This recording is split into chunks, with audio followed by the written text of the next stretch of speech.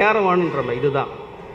இதை 20 ஆண்டில் இதை நடைமுறைக்கு கொண்டு வந்துட்டிங்கன்னா நாட்டில் வறுமை ஒழிஞ்சிரும்ன்றார். ஜாதியற்ற சமூகம் உருவாகும்ன்றார். 20 ஆண்டில் கொண்டு வந்துருங்கன்றார். நேரு நாட்டுடைய பிரதமர் 5 ஆண்டில் முடியாது. ஆட்சி அதிகாரம் ஒரு 20 ஆண்டு இருந்தால் இந்த சட்டத்தை நடைமுறை கொண்டு வந்துட்டால் நாட்டில் வறுமை ஒழிஞ்சிட, ஜாதியற்ற சமூக உருவம், மத சார்பற்ற நாடு உருவாகும்னாரு. இன்றைக்கி 73 வருஷம் ஆகுது.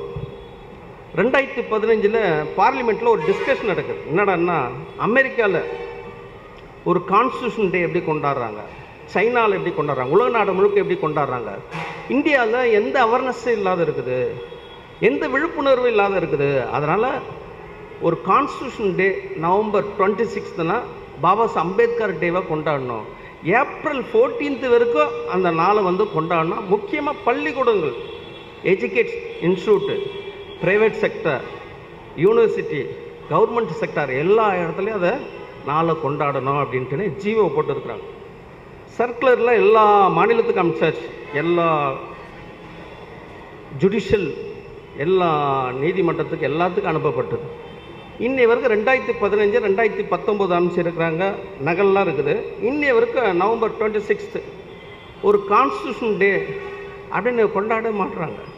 சார், நவம்பர் 26 ஜனவரி 26 வரப்போகுது, குடியரசு நாள். இந்த ஜனவரி 26க்கும் நவம்பர் 26க்கும் என்ன ஆனும்போது, நவம்பர் 26 15 ஆர்டிக்கல் மட்டும் தான் நடைமுறைக்கு வருது.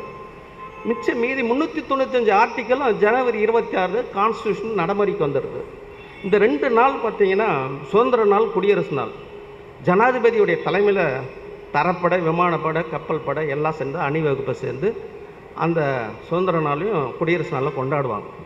நம்ம தொலைக்காட்சியில் பார்க்குறோம். சுதந்திர நாள்ன்னும் போது வந்தே மாதரன்வாங்க, மகாத்மா காந்தியை காட்டுவாங்க, சுபாஷ் சந்திர போஸை காட்டுவாங்க, மாப்போசி, சிதம்பரம் பிள்ளை, அப்படி கப்பலோட்டு தமிழன், திருப்பூர் குமரன், அப்படியே நிகழ்ச்சி பார்த்தீங்கன்னா சுதந்திர நாளுக்கு எல்லாரையும் தொலைக்காட்சியிலேருந்து எல்லா நாளும் எல்லா தலைவரையும் போற்றி அந்த நாளை கொண்டாடுவோம்.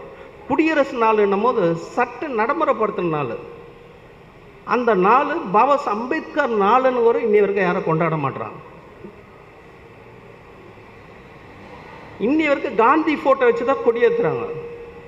ஆகஸ்ட் 15 1947 சுதந்திரம்னா ஜனவரி 30 காந்தியை முடிச்சுடுறாங்க ஆர்எஸ்எஸ்.